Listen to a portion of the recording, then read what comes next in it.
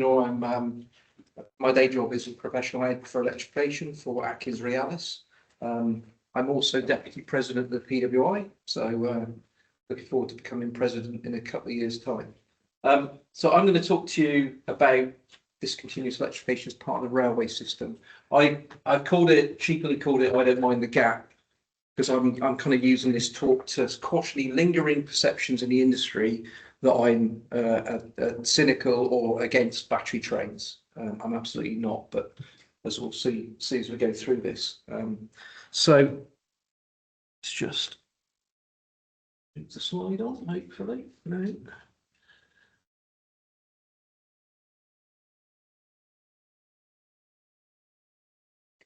Presentation. There we go. So what we're going to talk about, we're going to talk about the big traction shift that's coming. We're going to talk a little bit about the hype cycle and where we might be on that hype cycle, and how we can avoid some of the negative stuff that happens with a hype cycle. We're going to try and define discontinuous electrification. We're going to talk about the new traction jargon that we all need to learn to use. I'm going to try and break it down into 7 modes of discontinuous electrification. I'm going to talk about whether it should be temporary or permanent. I'm going to talk about the challenges with system integration with DE. And by the way, I am going to be calling it DE because discontinuous electrification is 11 syllables. We've only got an hour. So I'm sorry, that's my contribution to the railway jargon lexicon, the DE. We're going to be talking about some of the compromises you make, because as with any engineering choice, there are compromises. We're going to talk about what they are. And we're going to talk about the forgotten customer, which is freight, in relation to DE. And then we'll finish with some appropriate use cases for DE. I should say, I originally gave this talk at the July PWI Electrification Conference, which was held here in Cardiff. So if there is anybody here or listening in who was at that event, or then I apologise. Some of what you're going to hear is a repeat, but this is a fast-moving picture. So since July, I've added some additional material and some additional thoughts, because this is this is constantly shifting. And I'm not going to be offering any easy answers either. It's more about raising questions that need to be addressed if we're going to deliver discontinuous electrification. So, battery trains, they are coming. Actually, they're here. They're literally, you probably see one out the window if you squint, if you ever built a car park in the way. So battery trains are here now, and they're being procured. More and more of them being procured. I had a conversation last week with somebody who works in the industry. He said to me, "Oh, battery trains, they're not going to work, are they? They're not going to, is that possible?" Like, you've not been to South Wales lately? They literally take any train up to the heads of the valley, you're on a battery train. But yeah, so everyone is either procuring battery trains or about to procure battery trains. So these are just the tops that we're aware of. Northern Trains, GWR, East West Rail, Shilton, South West Railways and ScotRail are all actively procuring, putting out PQQs, tender packs, writing specifications for battery trains of various different sorts. And this is it's the biggest change in traction policy in the UK since the end of steam. And I don't think people have quite understood that yet. I'm not seeing, like, the industry, we're all so taken up with GBR and all the other changes that are happening at the moment. But this is a huge change, and it will impact the whole railway system in ways that we are just beginning to try and get to grips with. And obviously, new technology carries huge opportunities, but also carries big risks. You look back to the end of steam. Those of you know your railway history. 1955, BR issues the modernisation plan that says, right, we're going to get rid of steam, we're going to switch to diesel and electric. So what happens over the next 5 to 10 years? We go out and we procure a huge number of diesels from a significant number of different manufacturers, lots and lots of different types of diesels, some of which are really successful and some of which are still operating now, but many of which were on the scrap heap 10 years after they were built, right? And that's because they went too far, too fast, and didn't consider how they're going to operate those trains, or indeed what a reliable diesel engine looked like. So we've got to learn the lessons from history. We've got to avoid repeating those sorts of mistakes. And we've got to treat battery trains, as you'll see in a minute, as a railway system level change, not just as a different kind of train that we're going to operate. So I want to talk about the hype cycle. So those of you not familiar, the hype cycle is a concept that's trying to explain what typically happens when there's a new idea or new technology is introduced, right? And this has happened for many things. I mean, AI is a classic example of this hype cycle. I think with AI, we're probably on the downslope now, but we'll see. So what happens is new technology comes in, it looks promising, everybody gets very excited about it, expectations maybe run ahead of reality, right? And then we get to a peak, and then we start trying to implement the technology, and then all of the problems come out, and we get into this trough of disillusionment, right? If you're lucky, once you get through that, you start to, use it in a realistic way, acknowledging its constraints, what it's good at, what it's not good at, and you get on the slope of enlightenment and actually get a good system out of the end of it. The problem is, particularly when you're externally funded by DFT and Treasury, there is a risk that once you get to this point, the money gets cut off and actually we get into a bad place. So what we don't want that. I think at the moment, that's my best estimate of where we are on the curve at the moment. I think everybody's very excited. Things are starting to happen. Things are starting to get specified. But other than core valley lines, which we'll talk about later on, nothing's become real yet. Right? And core valley lines is a unique edge case. We'll talk about that later. So obviously we don't want to go through that hype cycle. We want to avoid that. So what we want to do is try and do that. The rest of this talk is going to be discussing all the things you need to consider and then implement if you're going to stay on the green line and avoid falling into the trough.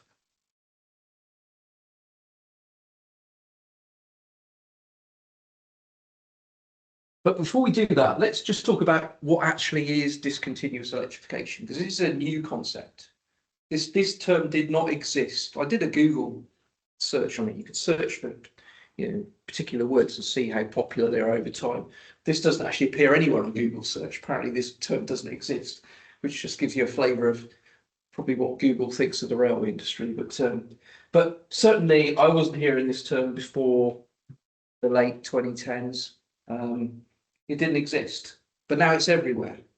So what actually is it? So what we try to do in Atkins Realis is to actually write down what discontinuous electrification is, because you can't even define it. You've got lots of people running around saying we're going to do discontinuous, can't even define what it is, then we're really in trouble.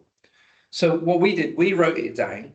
I will show you the definition in a minute. I'm not particularly happy with it, but we tried to scope it as widely as possible. Right? So our definition includes. So I came here this morning on a Class 800. It was on a Paddington to Carmarthen service, and it came on the wires as far as Cardiff, and then it carried on to Carmarthen on diesel. Under our definition, that is discontinuous electrification. Right? Maybe not the classical meaning of it, but we deliberately scoped it that widely because that's a good way of operating a railway, right? It's better than the alternative that we had before, which was just diesels. And we don't want to miss any opportunities to assist in decarbonising our railway. So we tried to scope it really widely. So without further ado, this is our definition. I'm just going to let you read it and I'll have a sip of my tea while you digest it and we'll talk about it.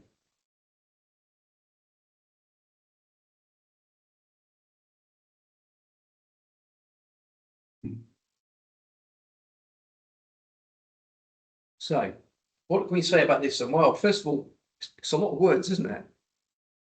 It's too many words, frankly. But this is about version 5 of what we came up with.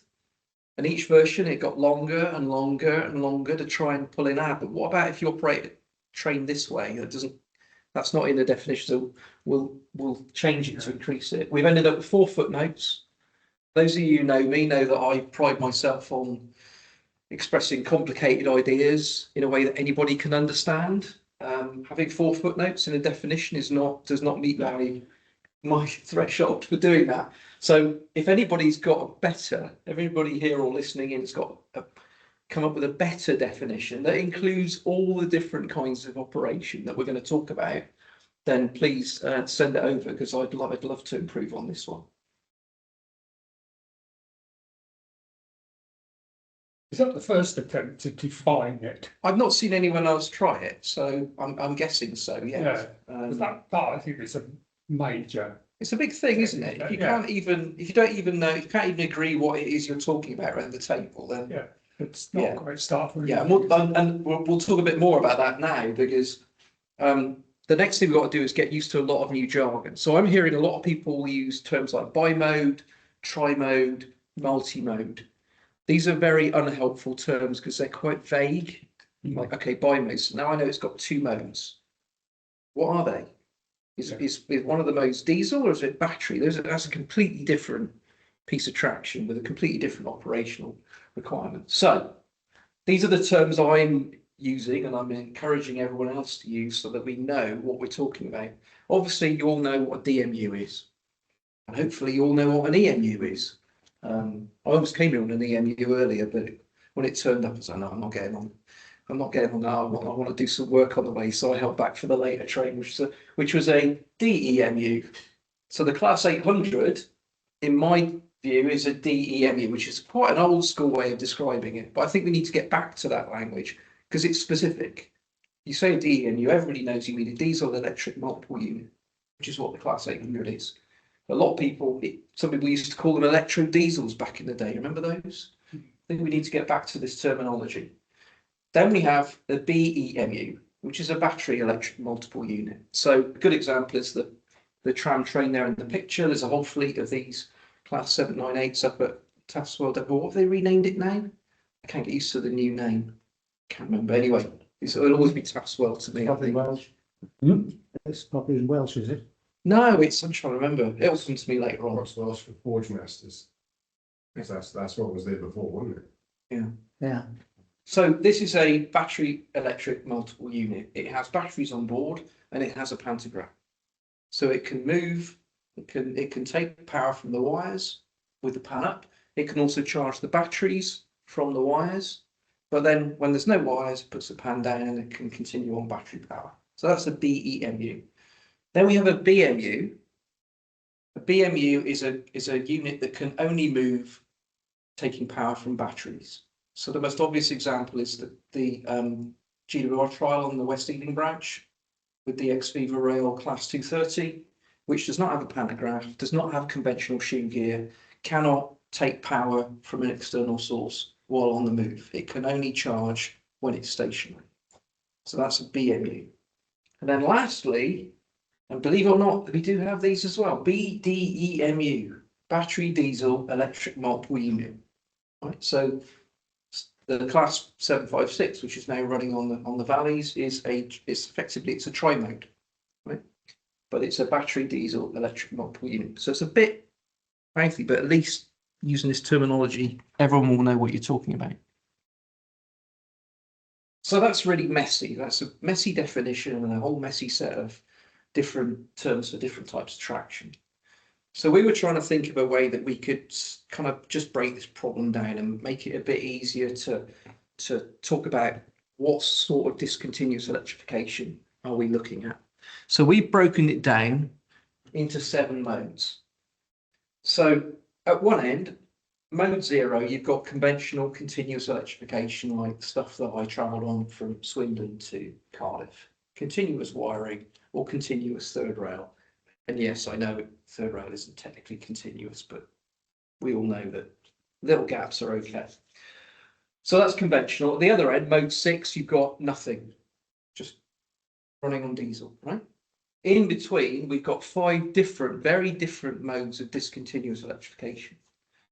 So let's go through them. So mode 1 is continuous electrification on the main line, with the train then leaving the wires or the third rail and going onto a non-electrified branch or siding.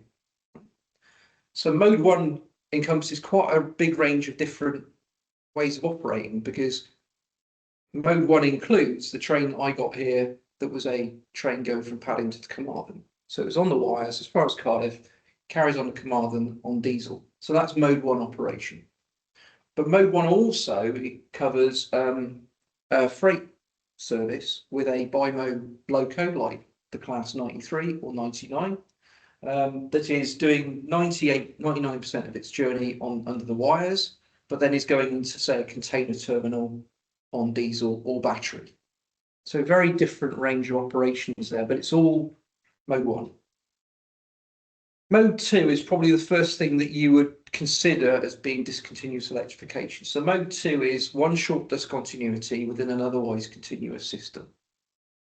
And interestingly, we've had mode 2 in the UK for about 40 years. So there are three, I think, 3 bridges in Scotland and 1 bridge in near Romford, which have a permanently earth section through the bridge. Right. So PESs were not invented on the Core Valley lines. They've been around for a long time. And those trains are just, they don't have a second form of power. They're just coasting through the bridges. So that is mode 2. Mode 3 is many short discontinuities within an otherwise mostly continuous system. So that's what Core Valley lines is. It's mode 3. It's mostly wired. There are, obviously, it goes to, it goes significant. I'm not sure what the longest distance it goes without wires is, but I think it's somewhere in the around about 10-mile mark. If it goes, they go to Penarth yet and come back? If they're not, they're planning to. So yeah, longish, but not long. We're not talking about long discontinuities. And I'll come back to why CBL is not a test case for what we're about to do next, because what we're about to do next is mode 4. Right? All of those procurements I talked about, all those train operators, they are planning to do mode 4. And mode 4 is long discontinuities. Mostly, these routes will be mostly not wired. Right, and you'll have islands of electrification, and the trains will travel between those islands on battery power, right? And then they will charge within those islands, whether they're charging on the move or charging statically or both. So when I say long discontinuities, we're talking 30 to 50 miles potentially, so significantly longer than anything you see on Core Valley lines. Then we have mode 5. Mode 5 is only charging when the train is stationary. So no charging on the move, no in-motion charging, just static charging. So the West Ealing trial is a good example of static charging only. And then we talked about mode 6. Mode 6 is what we're trying to get rid of. The next thing I want to talk about is whether or not discontinuous electrification should be temporary or permanent. Because in my view, and in a view of a number of my colleagues, it shouldn't be the goal shouldn't be discontinuous as a permanent end state. That doesn't mean we don't support it. It means it's part of where we're going. It shouldn't be the end goal. Good uses for DE include part of a stage program towards full electrification. That's a good use. We've done that right now. We've done it on GWI. We brought the new Hitachi trains in before the electrification was finished, and that allowed us to bring in early passenger benefits. So that's a good use of discontinuous. Also, if you're going to, sometimes you're going to remodel a particular bit of railway, and it makes no sense to electrify until you've remodeled. So let's say we were going to remodel, Swansea Station, but we also want to electrify Swansea, which hopefully we will sometime soon. You don't want to electrify before you remodel, because you just end up spending a lot of money reworking all the wiring. So that's a good use. Maybe you want to run on diesel or battery for a while until you get that remodeling done. So that's a good use. But if we look at permanent use, as permanent use means it's an end state. We've got no plan to ever close this gap. We've got no plan to continuously wire. And that's fine for passengers, for passenger trains. But what about freight? Well, heavy freight trains need 10 times the power of passenger trains. So the trains, I was reading an article about what's going to happen at Port Talbot in the near future. So right now what you've got is lots and lots of scrap steel. I'll get this right now. Yeah, you've got a small amount of steel going into Port Talbot, right? But once the electric arc furnace gets commissioned there, you'll have huge amounts of scrap steel flowing into Port Albert, and then obviously lots of finished product coming out again. And those are really heavy trains. And it's not credible to have battery freight trains, right? It is not. You can have them for last mile operations. So mode 1 and mode 2, that's credible. But mode 3, mode 4, it is not credible. The laws, we're talking about the laws of physics and the battery technology. And I hear people say, someone here in Cardiff said to me in July, someone quite senior who works for this organisation said to me, but Garry, batteries are coming on in leaps and bounds. Battery freight is a possibility in the future. I'm afraid it isn't. That isn't true. Battery technology is evolving slowly. About 7% increase in energy density a year. Right? But the thing is, with I won't get into freight. We'll maybe talk about it in Q&A. But you just have to take my word for it. I'm working on a paper with RIA at the moment on just setting out some facts about what's possible with freight and batteries. Batteries have their place, as you can see from this marvelous Class 99 train. Actually, no, that hasn't got batteries. I apologise. That's a DE locomotive. That's a diesel electric. But the 93 has got batteries, and that's really useful. But it's only it will run out in I think I think if they replaced the diesel engine in this Class 99 with batteries, if they filled all the space available with batteries, this could run on battery power for 10 minutes. Right? And so this is the thing, even if you double the density of batteries, I'll take Q&A at the end, sorry. Even if you double the energy density of batteries, you're still nowhere near what you need for freight. So the rest of this talk, I'm going to focus on what D looks like as a permanent state, but we'll come back to that thought at the end. So by now you might be thinking, well, what are we worried about? Why are we so worried about this? We've got a whole railway operating now quite happily, and it's a really good railway. I travelled on it a couple of weeks ago to try it out. Brilliant. I couldn't tell whether it was on. I was sitting under the pantograph trying to work out when we were on battery, when we were on electric. I worked out, but it took me nearly an hour to spot the very, very faint sound of a circuit breaker opening. You might think, so what's the issue? We've proven it, right? We've proven it. Well, Core Valley Lines is mode 3. And mode 3 is relatively, but it's also a unique railway. There's no other railway like the Core Valley Lines in the UK. It is a self-contained, passenger-only railway, which is in the process of becoming a metro, right? With 4 routes coming out from a central core. There's nothing else like that in the UK. So this kind of operation is perfect for that kind of a railway. But those aren't the railways that we're going to be converting to battery trains in future. The railways we're going to be converting in future are those secondary routes and core trunk routes that have a mix of traffic, passenger and freight, different train operators, different rolling stock, not a nice homogeneous fleet like Transport for Wales is procuring, and all sorts of high speed, low speed, the usual mix of mainline railway. So mode 4 is because we're going to be going long distances without any access to external power. It has significant risk, and those risks have to be managed, because the one thing we can't afford is another electrification cock-up. And by the way, these battery trains, they are electrification. A lot of the time I hear people they say, we don't need to electrify because we're buying battery trains. Well, I'm sorry, but I've got news for you, but these battery trains are going to require islands of electrification, and those islands don't exist at the moment. There isn't an island at Swansea. There isn't an island at Carmarthen.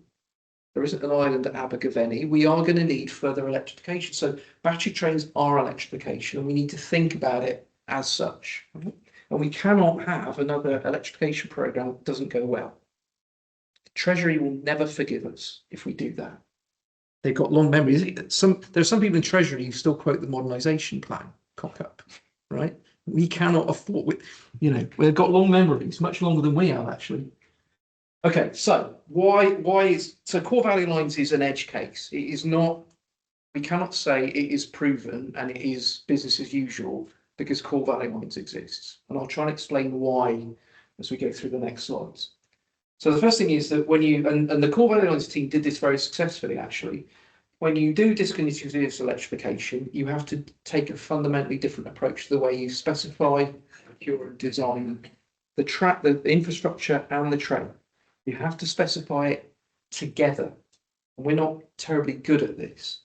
At the moment, if I'm an overhead line engineer, if I'm doing a conventional electrification scheme, as far as the trains go, I need to know how long is it, how many pantographs have we got, what vehicles do the pantographs sit on, and how fast do they go, and what's the peak and what's the maximum current draw. That's about all I need to know to develop an electrification system for that fleet. I don't really care much about the duty cycle or service pattern or anything like that. Don't need to. But with DE, you do. You absolutely do. So everybody, sponsors, operators, the rolling stock people, the infrastructure managers, program people, supply chain, everybody needs to be integrated and working to a common goal and a common set of requirements that need to be written down at the start of the project. Now, for those of you still working in the industry, yeah, you're already laughing, are you? I can know exactly why you're laughing. We are not good at this. Yeah. We are not good at this. We need to get good at this. If we don't get good at this fast, we are not going to get this right first time. Yeah. And people are going to get upset about that. Yeah. So let's talk about the various things that we need to know about. What are these requirements that we need to understand before we start? We need to know a lot about how we're going to operate this railway, because it's all about how much power, how much energy do we need. Right? We're going to need to know a lot about the rolling stock. And we're going to need to know a lot about what charging systems and interfaces and locations we have, whether they're static charging or in motion charging. We're going to define where those power changeover zones are and what happens at those locations.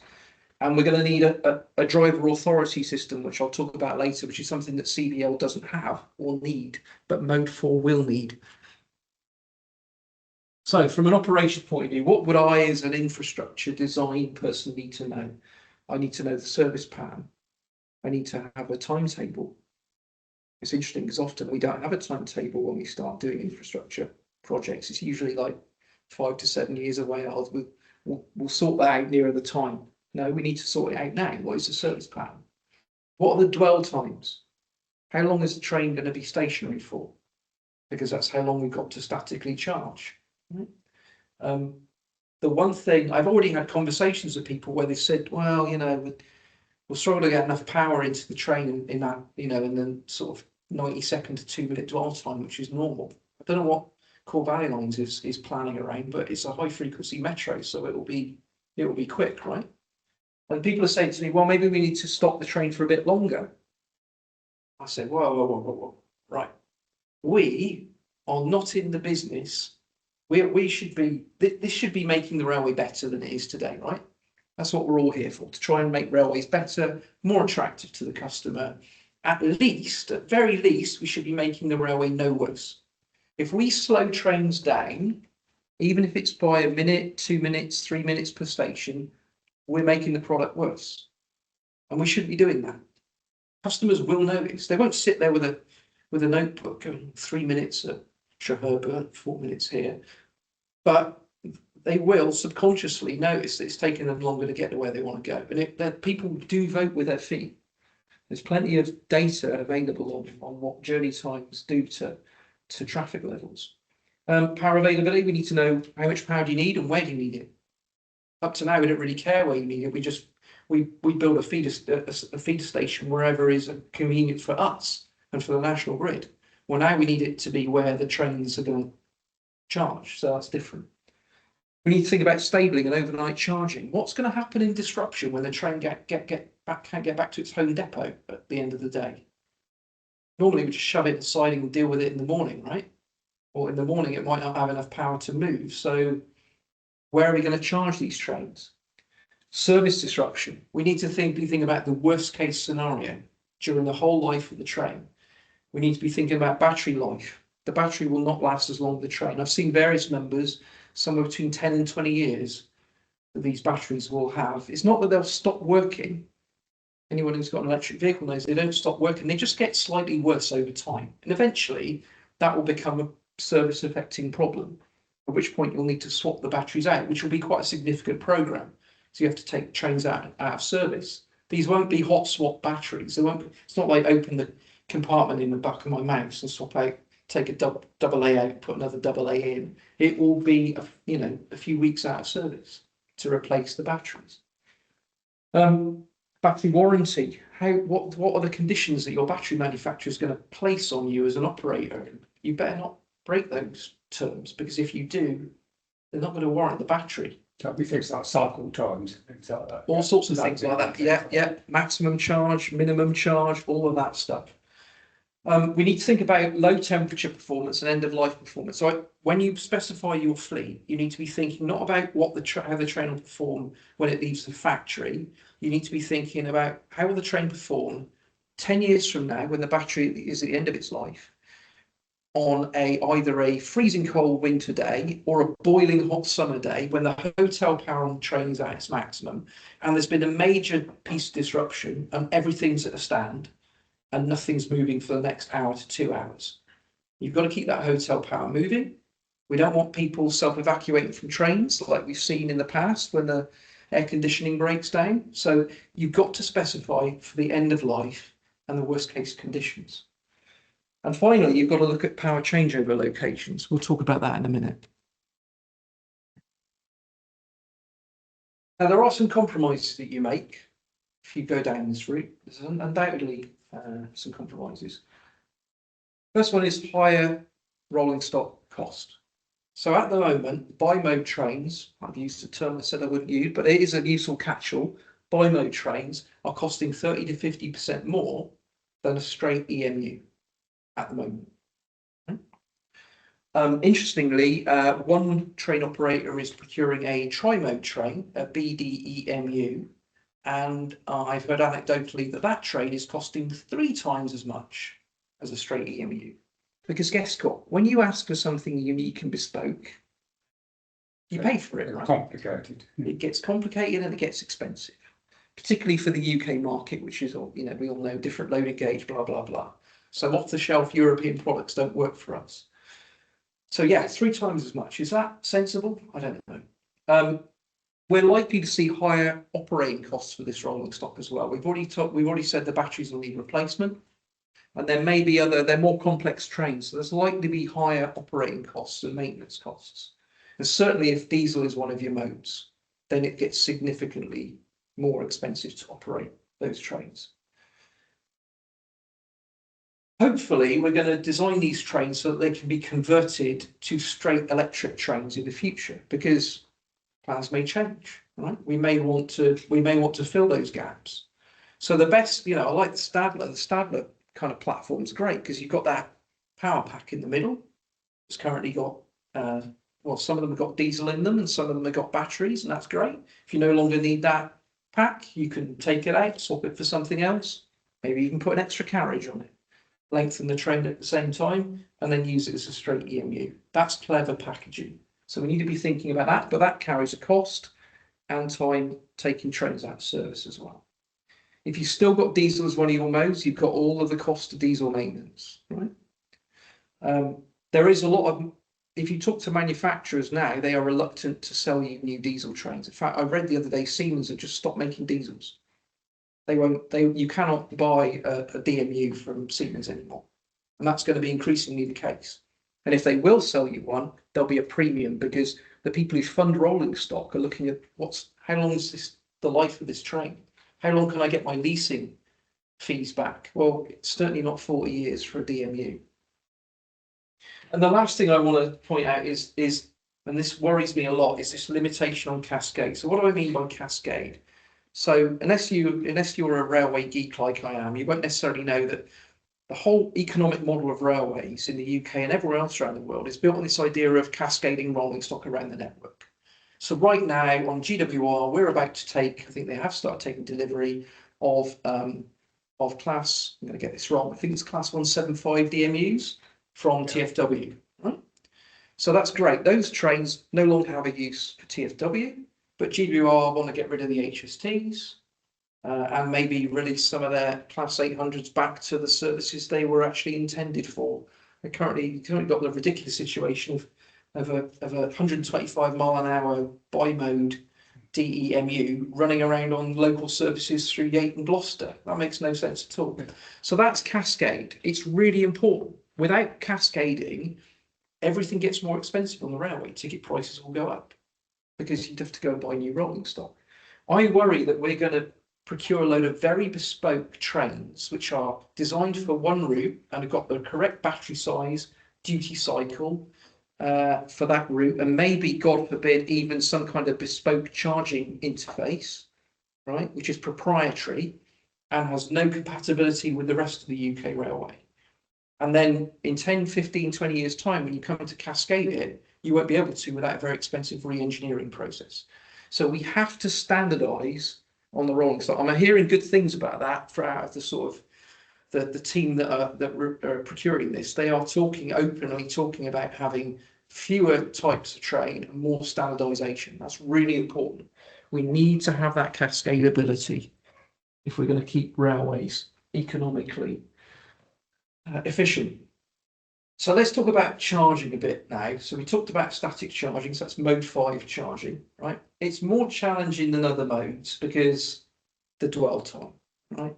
So midway through your journey, typical dwell time on UK rail is, well, in reality, it's more like 3 minutes, but it needs to go down. And people like Alex Hines are already, people in DFTO are openly talking about, we need to focus on getting dwell times down. We need to focus on reducing those minor delays because they all build up. So the industry is trying to take this one way. Meanwhile, we're saying, actually, we'd like a bit longer to charge. Doesn't make any sense. So we've got maybe 2 minutes to charge at each end. Maybe with terminus stations at Paddington, you'd have maybe 20 minutes. That's typical turnaround. So even there, not long to charge. So if it arrives on time. If it arrives on time, it's arrived. So obviously then you've got to maximize your charging current. We've got to push as much power as possible into that battery as quickly as possible. And that has a heavy impact on the battery. Anybody who owns an electric vehicle knows that you try not to use fast chargers. You try and do trickle charging at home as and when you can, and you only fast charge when you have to for longer journeys, because that fast charging degrades the battery.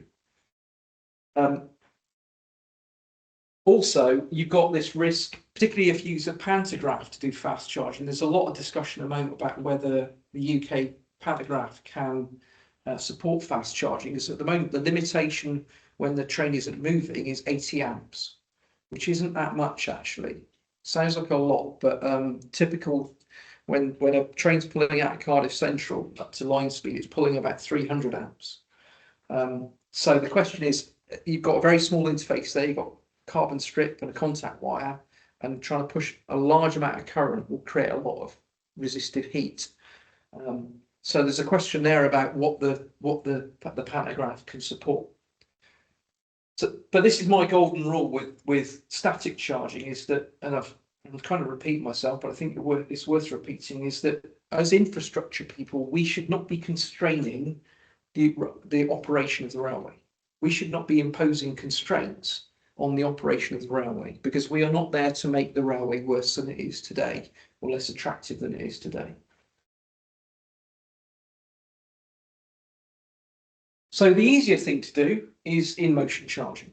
So now we're charging on the move. So now we've got a train that's moving, it's pulling power to move, but also pulling additional power to charge its batteries, which is clearly less demanding because you've got longer. You know, you might have 15, 20 minutes under the wires or longer. Great. Then don't have to charge at the same rate. But there are still some problems. So because the total current in the, and I apologise, I've used a modern term now. Oh, read the OLE for OCS if you're old school like me. The total current is high. You've got normal traction current plus charging current. So that means your charging current, your total current goes up, and our OLE systems aren't always going to be capable of dealing with that level of current. There are temperature limits within the OLE system as well. So we've got to look at those. So either you design, if it's new overhead line, it's easy because you can design it in from the start. or if it's not, you may need to do some upgrade work, which is why I keep saying battery trains are electrification. You have to consider the infrastructure as well as the train. But also traction power supplies. There are places in the UK which are notoriously weak for traction power. North of Morpeth is terrible. We've got Class 800s with a pantograph running on diesel between Newcastle and Edinburgh because there isn't enough power. Power supply is weak up there. Warrington is another famous location. Luckily, the Great Western was over specified on power when that was put in, and don't think that's a criticism of the Great Western Electrification Programme. I'm a huge advocate of over specifying on the traction power supply. Nobody has ever said, oh God, I wish we hadn't specified that traction power supply so heavily. There are lots of people around the country, particularly asset managers, saying like, no, you can't run any more electric trains through my patch. There's no power. So always over specify your traction power supply, because we always underestimate traffic growth in this country. But yeah, you may need to do power supply upgrades. Another thing I'm really concerned about is proliferation of charging systems. At the moment, the good news is at the moment we have 3 charging systems in the UK. We have the pantograph. So Core Valley Lines is using a bog standard, off the shelf, Bretnell Willis pantograph. Right? No special modifications for charging. Great, that's what we want. Standard interface.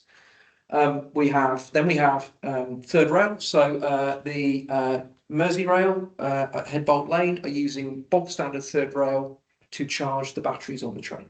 Again, great, existing interface. I'm not going to get into discussion about extending third rail today. Happy to do it over coffee later though. Then we have the third one, which is the one I'm going to show you in a minute, which is the Viva Rail GWR system at West Ealing, which is effectively 4th rail, but both rails are in the 4-foot. So it's a centre-mounted 4th rail system, and it only switches on when the train's there. So it's safe. It's not energised when the train isn't there.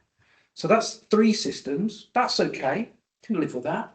We don't want a 4th, a 5th, or a 6th. Because again, we want standardisation. We want to be able to cascade rolling stock. We don't want to balkanise the UK rail network. One of the reasons why the UK rail network is so successful is because it is built around common standards, and we don't want to lose that.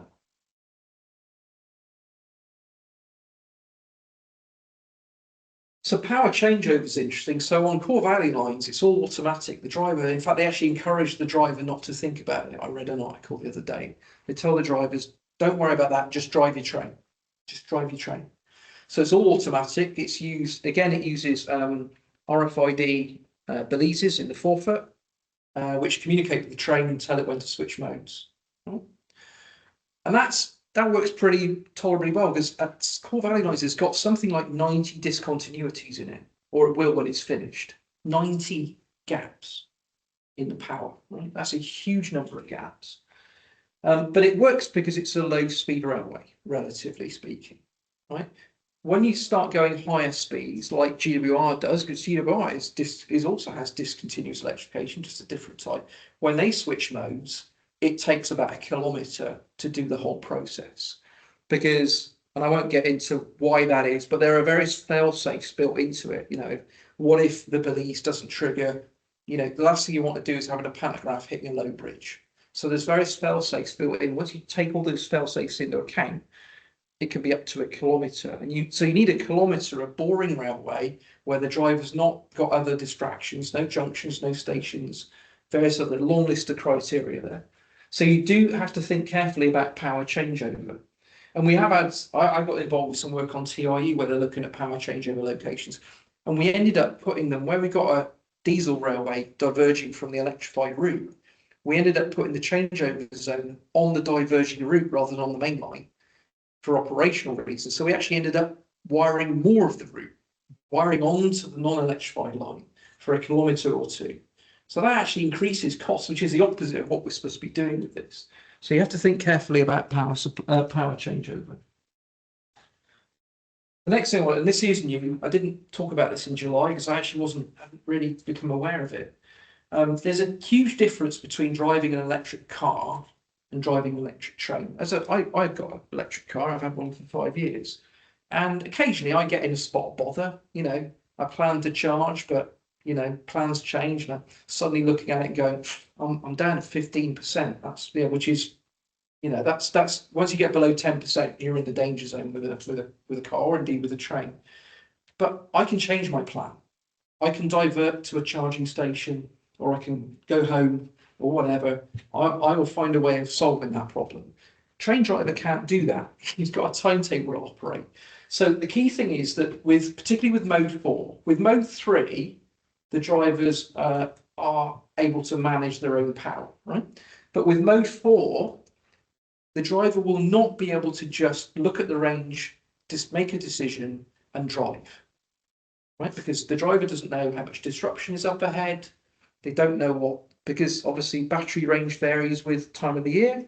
Everyone knows my EV gets its range reduces by 10 to 15% in the winter, right? So for mode 4 battery trains, we are going to have to introduce a system of driver authority. So what does that mean? It means the driver sitting in the cab is going to have to receive software authority from a line side system to say, you have sufficient range to proceed to the next place where charging is available, whether it's a station or depot or whatever. They will have to be given that information. You will not be able to just rely on drivers, sticking their finger in the air and go, yeah, I think I can make it. They will have to be given, there'll have to be a system. We already have a system called driver advisory system, which helps drivers with efficient driving. It's an advisory system at the moment. Well, that's going to have to become an authority system where the driver is told whether or not he can proceed. Because the risk of not doing it is you end up with a train at a stand without sufficient power to move, and then all hell will break loose. And obviously the range is going to depend on a whole range of things: how long the unwired section is, what the weather, what the temperature's like, what the weather, even wind speed is going to affect things. Is it a tailwind or a headwind? That will affect range. I'm always astonished when I take my car on the motorway on a windy day, like I did yesterday. It really affects range. Most of the energy used by a train, as you go faster, is pushing the air out of the way. It's not rolling resistance; it's air resistance. And also level the disruption. If there's big disruption, then you have to allow for that additional hour to 2 hours, maybe stood still, going nowhere. So that's everything I've spoken to about now is about passengers, right? Passenger trains. Now let's come back to freight. As I said, with the exception of modes 1 and 2, DE is not an option for freight for the foreseeable future. Now that's not just my opinion. I'm currently working with a little working group that we set up with the Rail Industry Association. We've got Rail Freight Group on board. We've got seasoned freight operators, and they are telling us, they get it. They've looked at the laws of physics. They've looked at where battery technology is, and they're clear that they will procure bi-mode locomotives, so either diesel electric locomotives or battery electric locomotives, and maybe even BDE locomotives. But those will only be able to do a few miles away from the wires, unless they switch to diesel engine, right? Because they understand the energy requirements, they understand the power requirements. So my worry with DE is a permanent solution is like, this is the end goal, this is what the UK rail looks like in 2050, 2100, is that we lock freight out of decarbonisation. Freight has to remain competitive, and their competitors are heavy haul trunk route road companies, and those companies are looking to decarbonise. They're already looking at hydrogen trucks. Batteries for HGVs are still a way off being practical, but they're more likely to be practical than they are for battery freight locomotives, because their energy requirements aren't nearly as high as for a locomotive. So probably HGV owners will get there before we do if we rely on batteries. And that's very dangerous for UK freight, because they'll lose their competitive advantage. But the other thing is that if you electrify freight trains, it benefits passenger trains. So an electric freight can get out of the way much quicker. We're looking at freight trains over Shap at the moment on the West Coast Main Line. The class 66 on an intermodal is cresting Shap Summit at 20 miles an hour. A pair of class 88 electrics can take the same train over Shap at 70 miles an hour. So what that means is that 66 is taking up 3 paths in the timetable, whereas the pair of 88s is taking up 1 to 1.5 paths. So electric freight has huge advantages on a busy railway like the West Coast Main Line, the East Coast Main Line, or increasingly on the Great Western Main Line. It's interesting, I was reading about Port. When that thing comes online, the South Wales Main Line is going to be at capacity. You're not going to have enough room for all the trains that they want to push out of there. So should we be running electric freight from Port? So yeah, freight, not the answer for freight. Right, I'm going to finish off now. Hopefully I'm roughly on time. So these, in my view, and again, not just my view, there's quite, most informed electrification people have come to this point of view. These are the appropriate use cases for discontinuous electrification. First one, a single discontinuity to deal with a problem that has no practical engineering solution. Now, that doesn't mean it's going to cost a lot of money to rebuild the bridge. It's a Cardiff intersection. It's something like that. It's going to cost an insane, eye-watering amount of money to solve this problem. Not just, we don't want to rebuild bridges. The second practical use is this last mile, capability for freight, going into container terminals or other distribution points where it's not practical to wire. It's not sensible to wire every freight terminal in the UK. So that's a good use.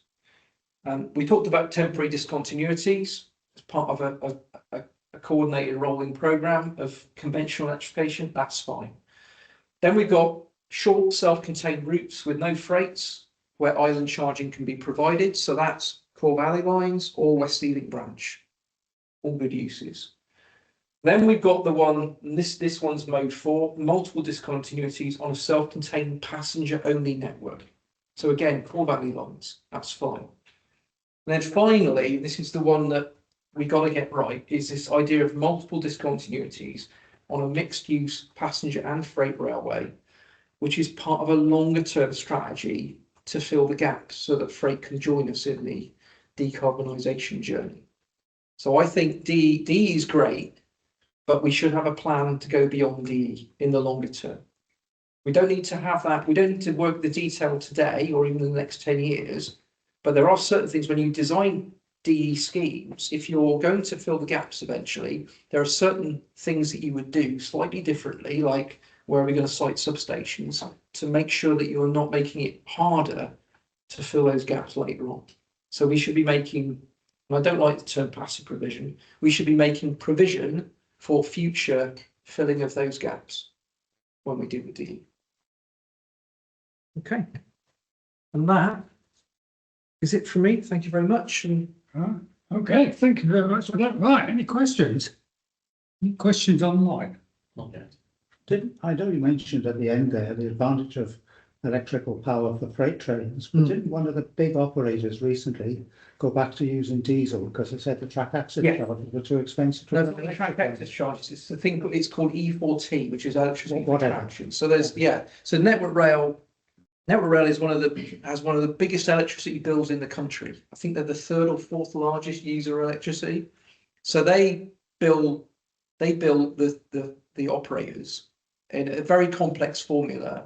But the result of that formula is that right now, because obviously energy prices have gone up, it is true that electricity prices are more than, it is more expensive to run an electric. I think it was Freightliner that let a load of their class 90s, mothballed a load of their class 90s.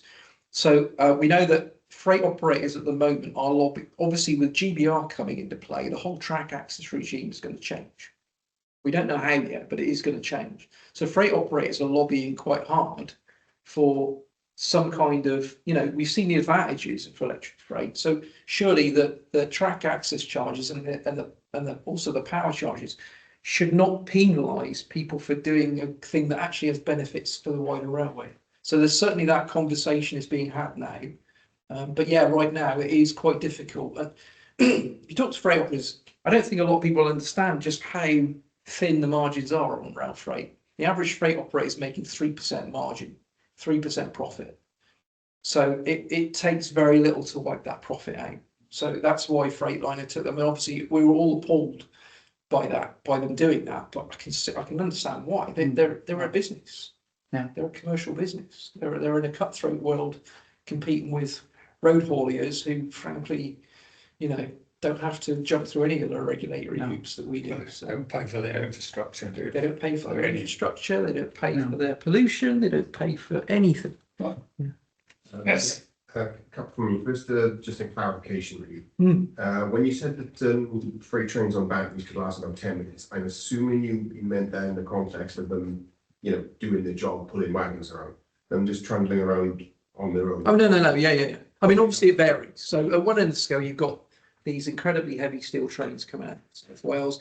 You also down where I live near the Mendip, near Muirhead and Watley quarries. So you've got those the heaviest trains in the country. Those quarry trains coming out of the Mendip Hills, pulling 4,000 tons of aggregate. And I've watched one of those trains come over the top of Savernake Bank, again doing 20 miles an hour, and you can hear the engine really working hard. So yes, it's those fully loaded freight trains. Yeah, because if it's just running around of its own on its own. I mean, intermodals are container trains. They are less onerous, but they're still far heavier than a passenger. It's funny, people don't realise that passenger trains mostly carrying air around. Most of the next time you're on a passenger train, just look around. It's mostly air. Well, imagine that passenger vehicle full of stone, full of limestone or granite, and then you can get a sense of how much more energy you need. Yeah. Okay, so that's good. My second question is a bit more broad scope. In terms of non-traditional electrification, the light rail people seem to be, quite far ahead. I got on a very nice tram in Seville and only charged at stops. Is there any kind of learning that's coming out of the light rail? That we use as heavy rail? It's a really interesting example actually you mentioned. I think the Seville one, is that the one that's got the ground? It hasn't got. No, I didn't see the ground in Seville. I've seen the ground one in Bordeaux. That's Bordeaux, that's right. So let's just talk about Bordeaux. So in Bordeaux, they bought a proprietary system which has effectively a third rail, which is only live when the train's over it, right? But it's completely proprietary. Everything about that system is proprietary, and that nobody else has bought that system. So that's a really good example. And I suspect the reason why nobody else has bought it is because they want. Didn't they do one of the island systems? Was it Gran Canaria or somewhere like that bought it? Possibly, yeah. But what I'm saying is it's not common. It's not, people haven't gone, yes, let's have some of that. And I suspect the reason is that if you're running a railway, right, you're looking 20, 30 years ahead and you're thinking, can I still buy that stuff? You don't want to lock into a single company. It's just bad. It's bad economics, right? And there's lots, I could list out, a long list of proprietary blind alleys that the railway has gone down over the years, right? It's not a good idea. So I think that's why most tram operators haven't used that system. What you're talking about is effectively static charging from a pantograph. That's what it looked like. Yeah. And you got the same thing. You only have to go to Birmingham. Just go to New Street Station.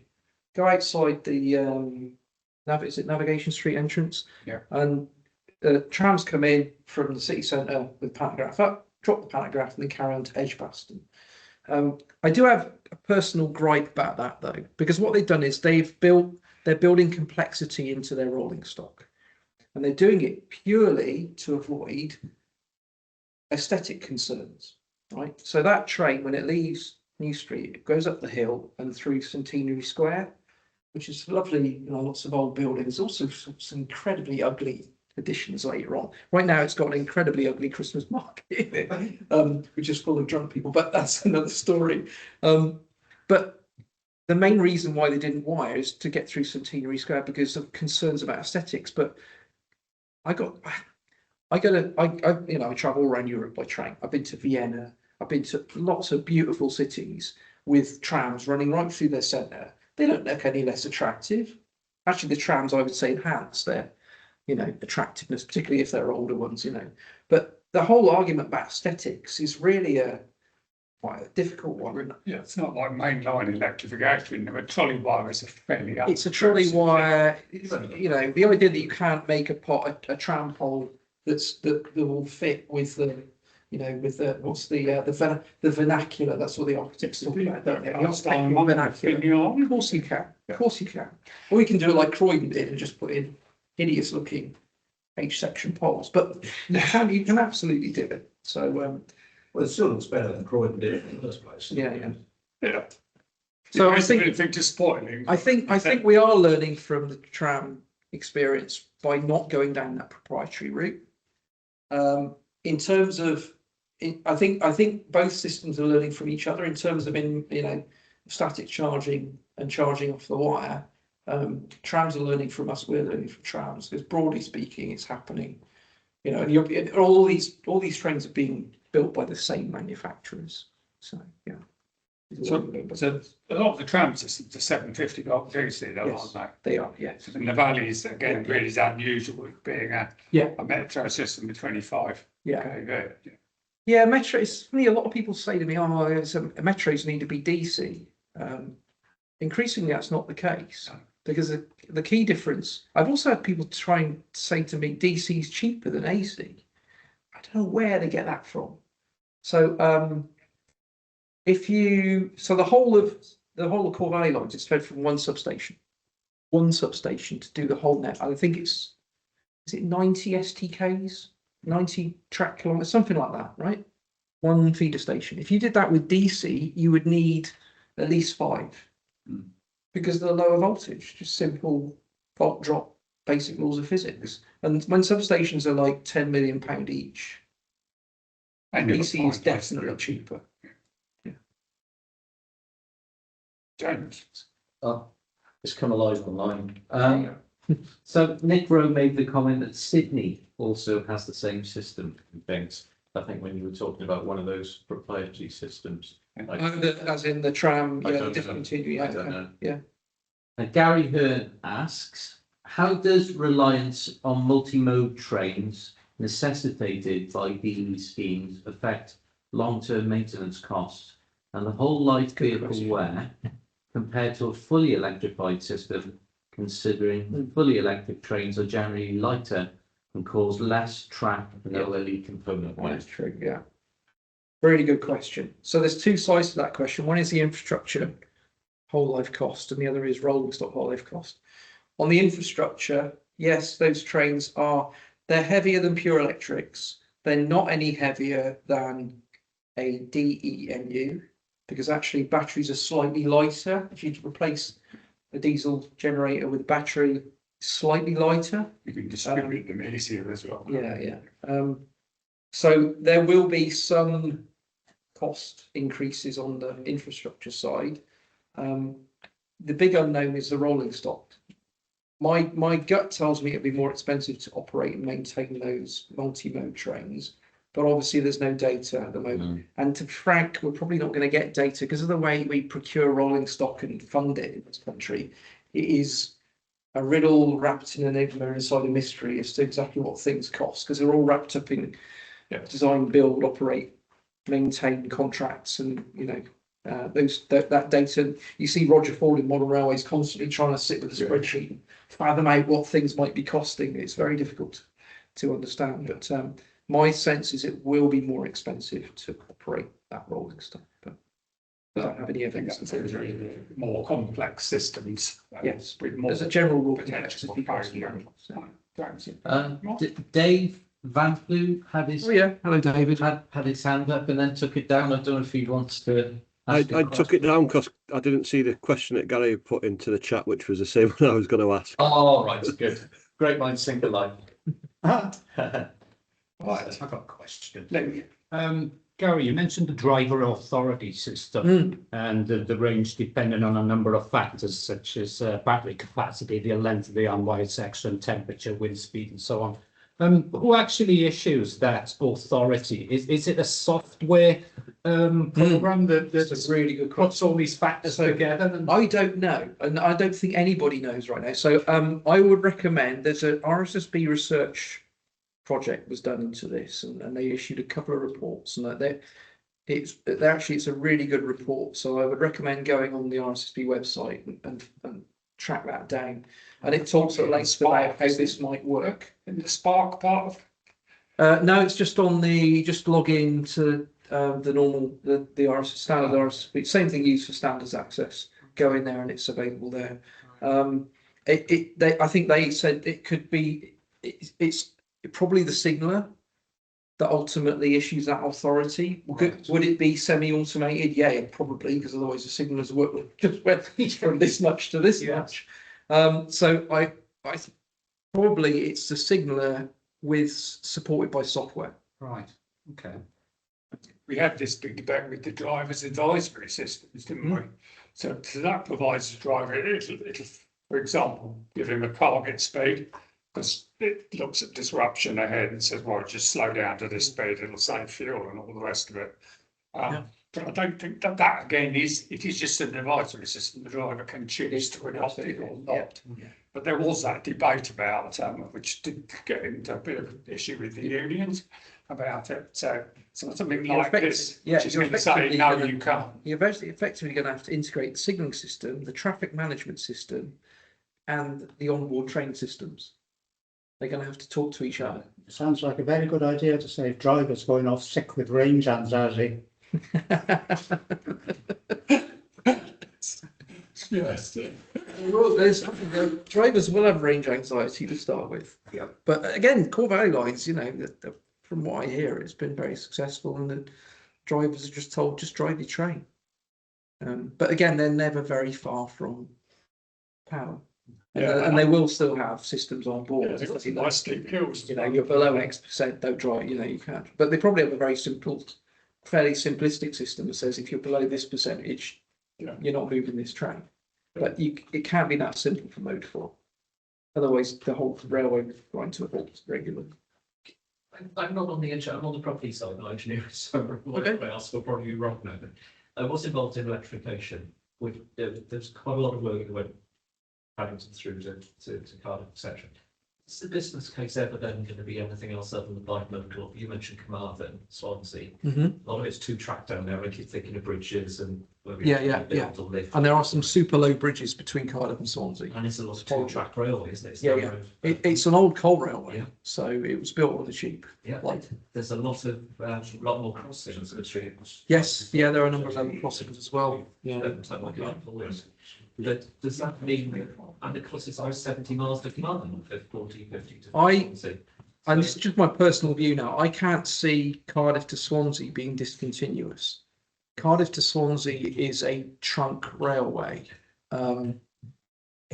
It's hard to see how you would operate Cardiff to Swansea, and the fact that it's got so important freight. From what I know, I think TfW want to electrify. I know they want to electrify Cardiff to Swansea, probably using conventional electrification. Beyond Swansea, discontinuous is almost certainly the answer. I think as far as Swansea, I would like to see it continuously wired. Which is a lot of work. But so here's what I get a lot. Well, we can't electrify because it's too hard. And I say, what do you mean too hard? This system's existed for over 100 years. We've solved all the technical problems. What do you mean by too hard? Well, it's just too expensive. Okay, all right, let's break that down some more. Too expensive. So if I said to you, give me £1,000, I need £1,000 off you. No, of course not. If I say, give me £1,000 and I'll give you a Ferrari in return. Now you're going, you're biting my arm off, right? Expensive is relative. So you need to talk about value for money. Electric railways are cheaper to run. They are cheaper. The day-to-day running costs of an electric railway are lower than any other kind of railway, including a bi-mode railway. Operator and network. So the real question is, do you want to spend the money now in order to make your railway cheaper to operate? I'm right in thinking, Gary, that Cardiff to Swansea was actually on the table. Yes, it was. It was authorised. It went as far as Grip 3. Yeah. Atkins did the Grip 3 design. Well, the head factory depot was down there. Yeah, yeah. Well, you can still, if you go to is it Malafan, the depot just outside Swansea, you can see that you can see some maps. Yeah, and then it got knocked on the head in the Hendy review in 2015. Yeah. But TFW want they I think they consider it unfinished business, and rightly so. I think they have an attitude very similar to Scotland, don't they? That they want to quietly push away and electrify. The other reason why you need that section wide. So let's take trains to Maesteg, for instance, right? Well, you don't want to have to wire all the way to Maesteg. So in order to do it, you need to wire as far as Bridgend. And then coming the other way out of Swansea, you don't want to wire all the, so you want that core route to be wired so that you can operate trains off the core network. I mean, God forbid, even on the Heart of Wales line, maybe. We want to wire the Heart of Wales line? I don't think that's a good idea. I don't think there'll ever be a business case for wiring that line. But in order to allow BEMUs to operate on that line, well, you need wires. I'm trying to, my geography gets a bit shaky. It comes into Shrewsbury, doesn't it? Yeah. So It's Craven Arms. yeah, you need wires. You need to Craven wire Arms. You need to wire some places so it can charge. You could put the Central Wales back to steam. You'll be We make more money. That sounds like a business plan I can get behind. We'll talk about it in the pub. Right, any more questions? Got plenty more. In your book on overhead line electrification, you give about 2 pages to DE, and I got the impression you were quite dismissive of it. Has your view changed since you wrote the book? It has. And will you be Hopefully you could be writing the book again? I am working on the 7th edition at the moment, and I keep looking at my list of things to do, and I see buy modes now. No, that's such a big topic, but yes. And of course, the trouble is, by the time I write anything and then it's probably a year's lag between writing it and publishing. It's out of date. It'll have changed again. Exactly. Yeah. So I'm terrified of doing it, but I do have to do it. Yeah, you are right. Yes. But bearing in mind, back in 2021, More online, I think. things were a lot different back then. Yes. Michael asks, you mentioned that discontinuous wire systems can't work at high speeds over short lengths. Are there any developments from trials in progress that could overcome this? The speed of short lengths. I'm not sure. It was about the changeover. Oh, the So you're going to have to change over at high speed. It can work, but you need a good chunk of distance to do that changeover. So, I mean, to give you an example, when at Didcot, trains turning right towards Oxford have to switch, and the changeover location is about 2 miles away from Didcot East Junction. Yeah. So you need a significant distance without anything exciting. The rule. There's a whole complicated set of rules that have been written. You can't do it near a signal. Can't do it near a station. Can't do it at a neutral section. You can't. There's a long list of things. And once you've ruled out all these things, there's like one place you can put this changeover zone. So yeah, you can do it. It's complicated, and sometimes it actually adds cost because you end up wiring more railway than you intended to. Okay. No more questions online. Right. You guys have one more question? No. Right. So thank you very much. You're welcome. Gary, I'm going to propose to vote of thanks tonight. So I love your book. So having done my electrification diploma now, it's everything you need to know is in the book. But what a fascinating talk. And again, it's interesting to see how you're, as things develop, how you're... I'll come back in 12 months and I'll change my mind again. Yeah. It's constantly moving. And perhaps we should stop calling it disingenuous electrification from now on. So, that was Mr. Walmsley. So So absolutely fascinating, and it's interesting to see how Cardiff Valley fits into one of your modes as a sort of special self-contained network. But to see how, yeah, we could still use discontinuous electrification to help the case generally for pushing electrification further out. And for me, it's certainly some really interesting learning, because there's a lot of myths about DE at the moment going around, and about what you can do with batteries and hydrogen. Still, we haven't managed to kill that one yet. Not yet, but it's on its way. So, thank you very much for a most fascinating talk. You're more than welcome to join us for a pint afterwards. And can I ask everyone to show their appreciation in the usual?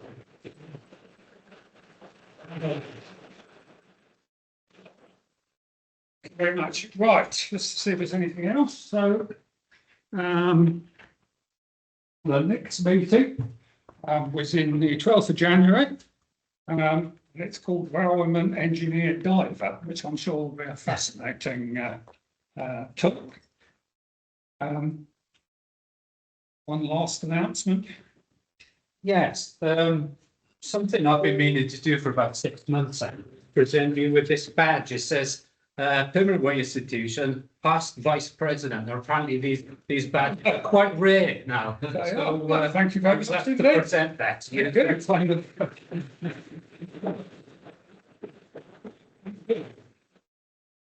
Right. Okay, so that's the meeting closed. I just have one more item, Yeah, the vote. If you haven't voted yet, you Yeah. have just Good over point. a week to do so.